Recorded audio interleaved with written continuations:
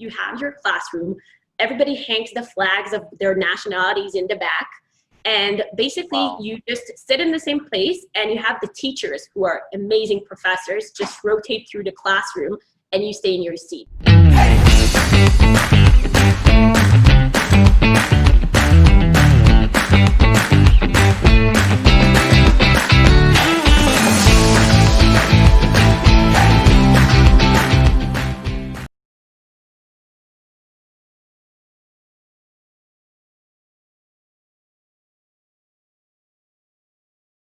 Hadas Bergman, thank you so much for being on my show. How are you? I'm good. Thank you for having me, Michael. So you're calling from Tel Aviv, but you're actually based in Boston now. You said you left your husband in Cambridge. I did. So I just finished my first year at Harvard Business School, and we both live in Harvard Square in Cambridge. And I really wanted to see my family, finished my summer internship, packed my bags, and came to Israel for a month. I'm actually in 14 days state mandated quarantine. So I've actually not left this house in 13 days. Tomorrow, I'm going free. You literally haven't even left to go downstairs just to breathe fresh air? No. And you're still sane? I'm trying to be. There's good view here. I love it. I love it. Okay, I'm really excited to hear about your journey, and I'm particularly excited to focus on, the different transitions you've made that are not very common for people that come out of the path that we did. So both of us served in the 8200 units, but you actually took an interesting path from there. I know you worked in Matrix as on data and then product, but then you transitioned into consulting, which is something irregular for a lot of the techies that come out of 8200. And now obviously you're in Harvard Business School, which I think is a story worth telling on its own, the application process and how the first year was. So Hadas, take me back to your days in 8200, you're finishing the unit and you're transitioning into sort of the real world. Why consulting? Why do you go that path? So that's an excellent question. So I felt like I started going down the path that a lot of people who served with us did, which was doing 8200 and then doing university. And I worked for a startup for almost 3 years. I was one of the first employees. And I really loved it. Yeah. Yes. And I really liked the kind of entrepreneurship startup ecosystem in Israel. But I realized that if I plan to be in this community in the future, it would actually be more powerful for me to understand how big businesses and big corporates and governments work. So I really felt like I needed to complete with my toolkit with more strategic thinking and strategic operations of large organizations. So I went to, I started basically recruiting for consulting. Nobody knew what it was. In the US, I feel like everybody knows what consulting is and nobody. Right, exactly. It's like a go-to path for so many in the US, but in Israel, it's not even, you don't even speak about when your friend graduates from the unit, you never ask them, hey, are you going to think about going to consulting, right? It's not even an option. Yeah, it was definitely a path less traveled for kind of the people we hang out with usually. Right. But I actually sort of fell in love with it. I spent about 4 years at TASC, which is basically a Tel Aviv-based strategic consulting firms, which works with the largest organization in Israel, banks, telecom companies, a lot of work with government. And as I started working in consulting, I started understanding how interesting it is to realize what challenges large corporates are having and actually see from their perspective the disruption that is happening to their industries by startups. So by working with a bank or working with other type of like big institutes and seeing what's coming up their way and the way they cope with it and the way they treat it was very interesting. And also seeing how they incorporate technology into what they're doing. So give me your 2 cents about, your time spent at TASC. What was consulting for you, and what value did you bring these big corporates, whether it was helping them integrate with technology or helping them understand global issues better? What was the real added value there? So the company I worked for did not have a digital practice. So a practice that helped businesses with their digital transformation journey and with incorporating technology. So basically, I helped the company establish a practice that was for digital transformation and hire people that are doing product, that are doing data, that are doing user interfaces, which did not exist in a traditional consulting firm. And I think one of the things I'm really proud of is that I worked a lot with the Israeli government, and specifically the Digital Israel Bureau, which is in charge of digital transformation of Israel as a whole. And Wow. I helped them work on the National Digital Strategy for Israel, which was approved by government resolution at 1 billion Israeli shekels, and then doing projects for the Ministry of Agriculture, Ministry of Environmental Protection, Ministry of Justice, about how do they take what they currently do and how do they do it in the digital world. And it was a great journey to do with really great people who care about the citizens. That's amazing. And how long did you spend at TASC? About 4 years. So Hadas, now you're at a junction because you've done your 8200 intelligence unit route. You've done the data and product route at IT Central and Matrix, etc. And then you've continued, and then you've done your 4 years at consulting. And now you have to decide, what do I do next? And what you do is you go online and you write 10 essays to apply for Harvard Business School, and many more tests that are even harder than the essays. Why go to business school after all those years? You've had a lot of experience, and you know, you're much older than I think than the average person, I guess, who would apply. Maybe I'm wrong, but you've had so much experience already in the workforce, and you're deciding, yes, to go back to school, put those on hold, and to go and enrich yourself again. Why do you do that? So just as you said, to enrich myself, I felt that the experience I had was very Israeli focused. The consulting company I worked for only dealt with, or almost only dealt with, Israeli companies. And I felt I was missing the global perspective. In the end, we live in a global world. And I felt like I didn't have that experience. I didn't know enough people from the US or from all the different countries. I did not know how our corporates or how ecosystems look in different markets. And another reason I wanted to do that is because an area that I'm really passionate about is the area of digital health or healthcare tech, which I think has a lot of potential of improving the healthcare of, well, basically all of us, you and me included. Right. So I thought that business school would be a good place to also learn and kind of get into a new field and make this transition. So it all fit in, but it was definitely challenging. It has high opportunity costs of the time you lose by doing 2 years of business school, financial cost. Me and my husband got married, went on our honeymoon in Tanzania, and moved to a new country. He's never been to the US. It's been challenging, but what is life without challenge?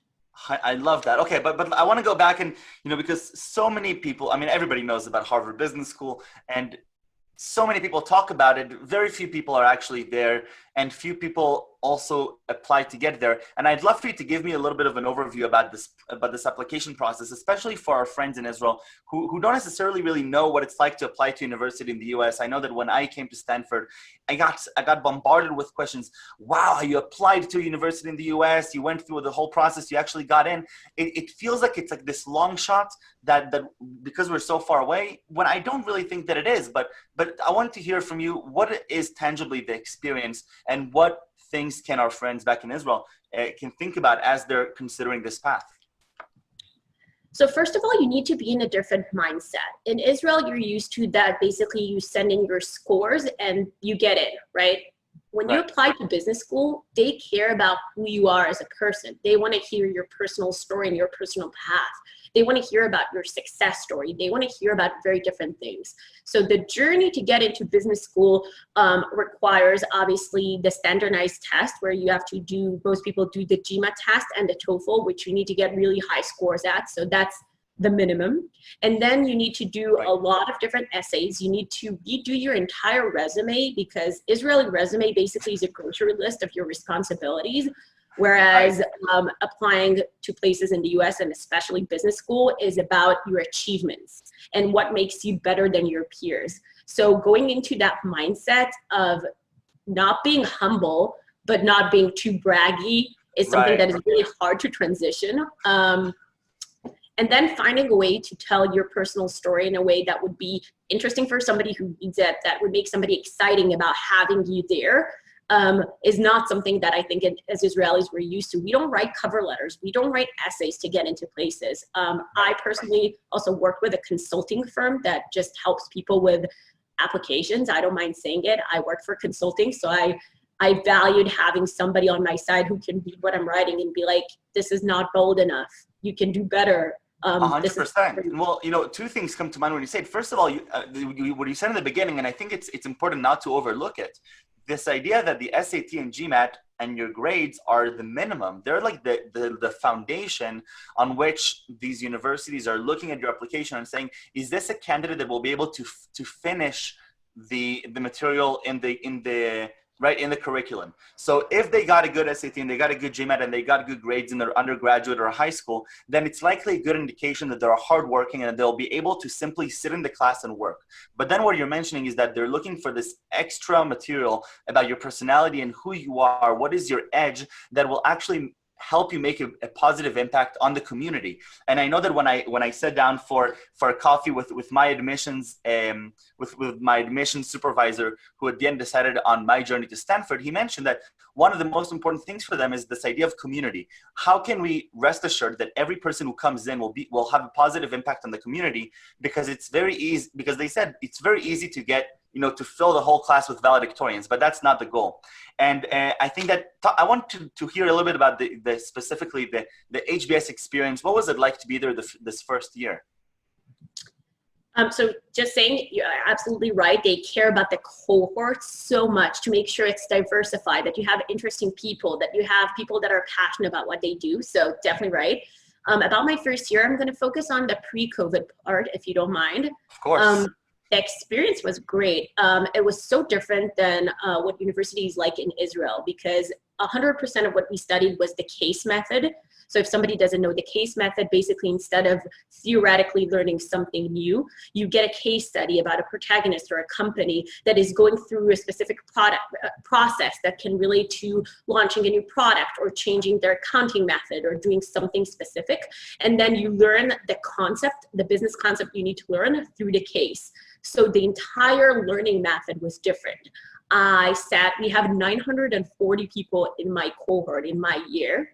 They put us in 10 sections. So my section had 94 people, and they try to make the composite of each section the same as the large one. So 42% women, the same percentage of minorities, same percentage of internationals in each class. So you're literally in a microcosm of the bigger Harvard Business School, but you're getting a tiny Harvard Business School, which is a reflection on the greater Harvard Business School.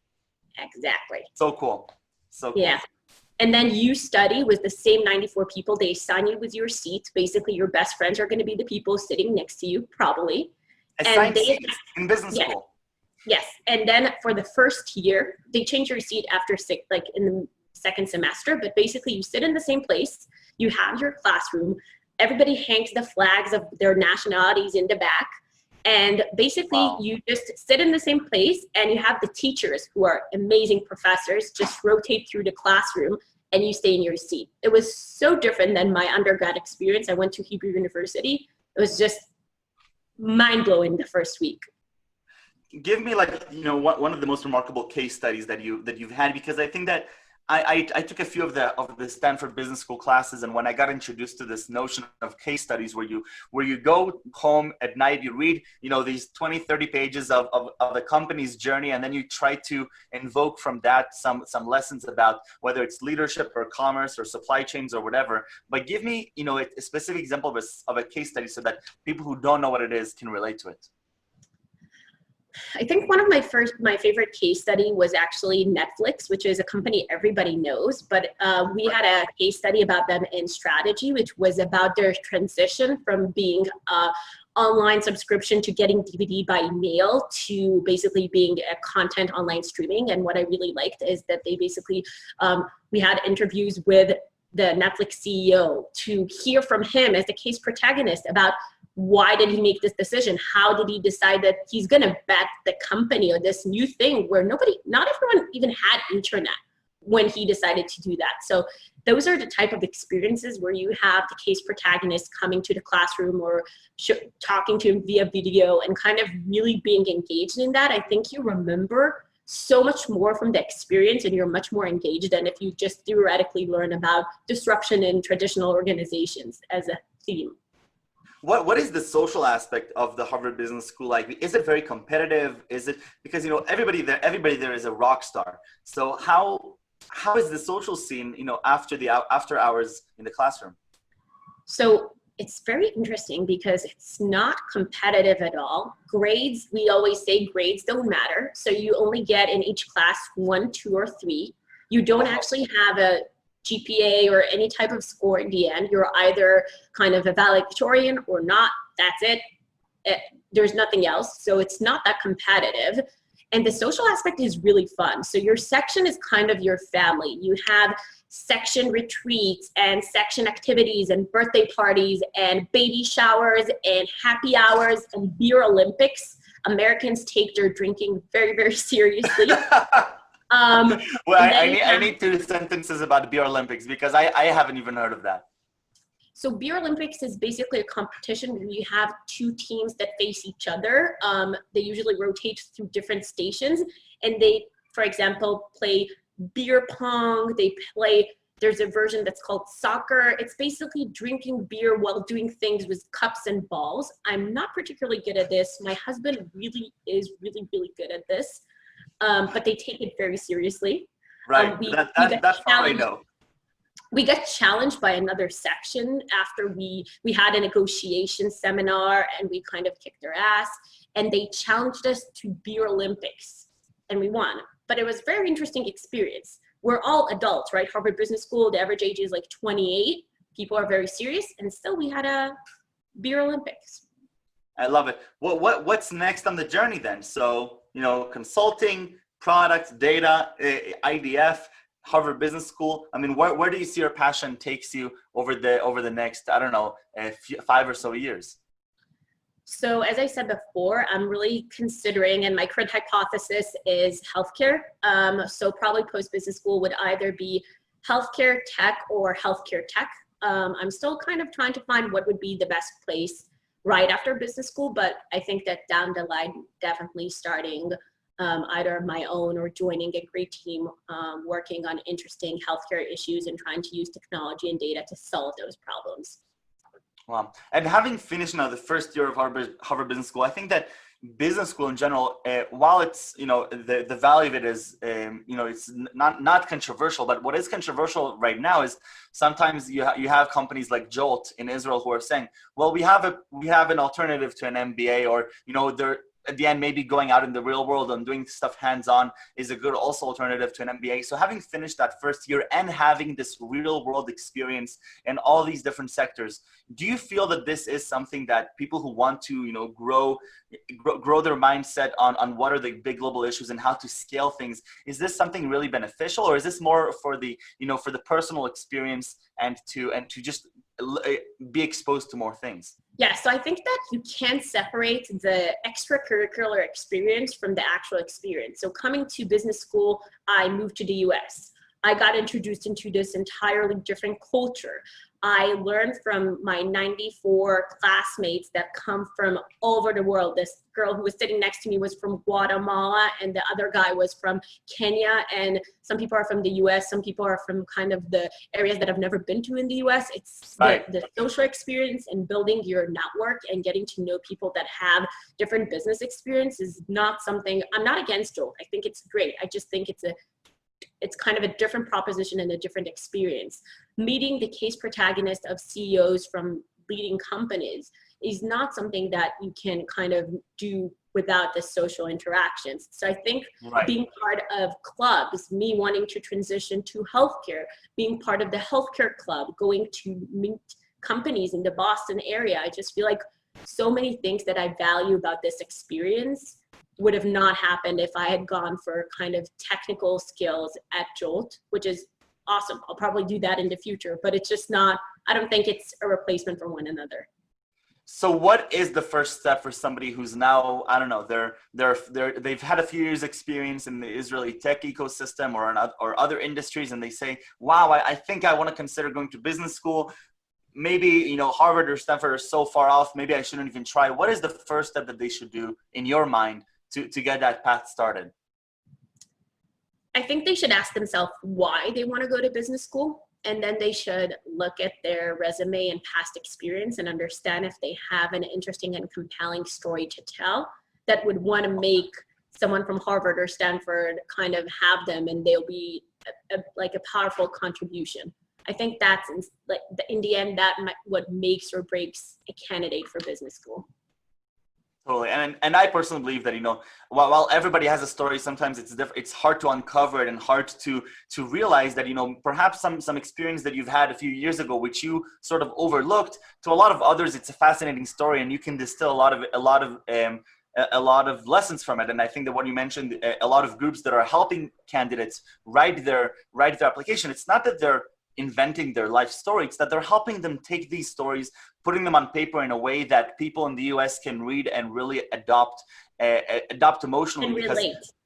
And relate, because, you know, at the end, our cultures are so different, and while there's a lot of similarities, there's so many differences. And I think that these consulting groups are doing a fantastic job at helping international students come in and sort of reframe their stories to the American mindset. And it's not just to English, but to American language. But Hadas, on that note, we do have to end, but thank you so much for being so generous with your time. I have one last question, 3 words that you would use to describe yourself.